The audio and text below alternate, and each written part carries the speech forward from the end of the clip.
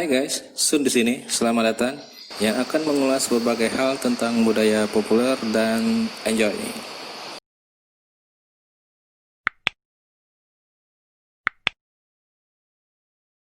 Tidak bisa dipungkiri bahwa kemajuan teknologi telepon genggam juga berpengaruh besar pada dunia video game.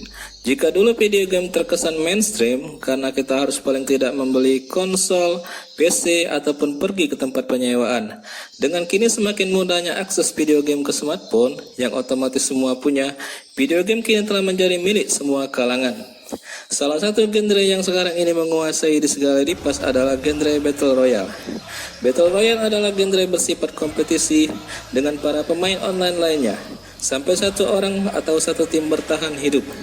Genre video game yang bisa dibilang baru ini awalnya dipopulerkan oleh PUBG pada tahun 2017 lalu, dan kemudian diikuti oleh saingan-saingannya yang lain yang tentu saja hadir dengan keunikannya masing-masing.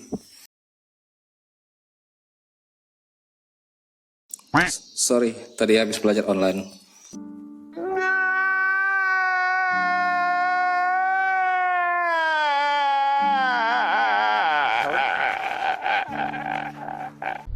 Meskipun sangat populer di dunia pergamingan, istilah Battle Royale sendiri awalnya dikenal dari film Jepang pada tahun 2000 lalu yang berjudul Battle Royale.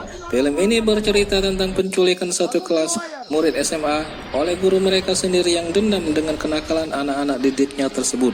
Bekerja sama dengan militer, murid-murid tersebut dipaksa untuk saling bunuh satu sama lain dalam sebuah kompetisi sampai menyisakan satu orang yang selamat dalam waktu 3 hari. Film ini sendiri penuh kontroversi pada masa itu karena kekerasan berlebihan, darah berceceran, dan jomblo menawan.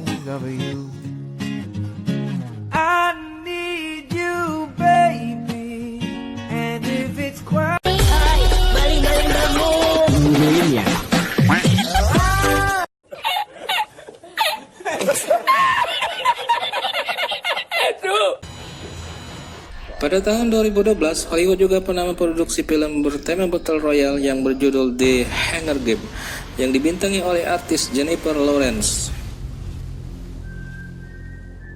Tema Battle Royale sempat hadir lewat mods dalam game Minecraft. Namun game pertama yang benar-benar mengusung gameplay ini adalah Bloodborne Online yang hadir di perangkat mobile tahun 2016 lalu. Namun game asal Jepang ini tidak mampu menghadirkan kesuksesan. Like that turns me on.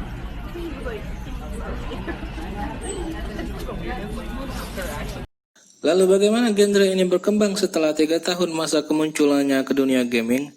Apakah masih mampu menghasilkan keuntungan bagi pembuatnya?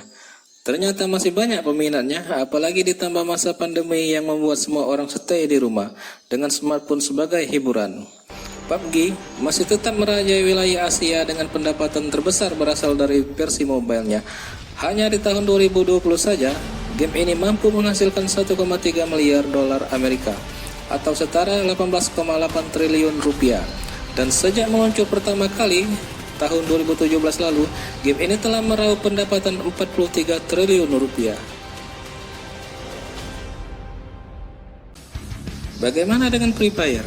Game yang sempat dijuluki PUBG versi mobile ini sebelum PUBG sendiri masuk ke smartphone berada di urutan kedua dengan pendapatan 300 juta dolar. Pendatang baru yang cukup mengusik yaitu Call of Duty Mobile mendapat pemasukan 220 juta dolar selama kuartal pertama tahun 2020 ini. Jangan lupakan Fortnite. Meskipun tidak populer di Indonesia dan wilayah Asia lainnya, Fortnite adalah Battle Royale nomor 1 di Amerika dan Eropa. Game ini bahkan dinobatkan sebagai game paling menguntungkan tahun 2019.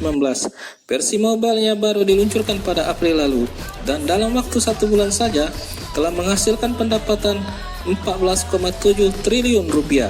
Bukti bahwa gamer Amerika dan Eropa jauh lebih royal daripada gamer Asia.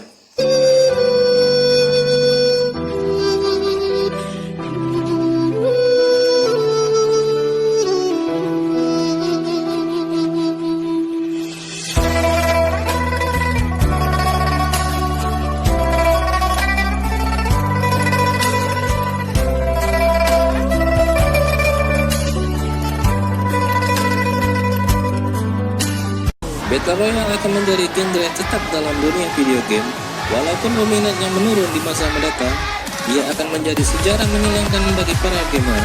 Bagaimana menurutmu guys? Apakah kalian seorang gamer juga? Atau kalian tidak tahu dengan fenomena ini? Sekian.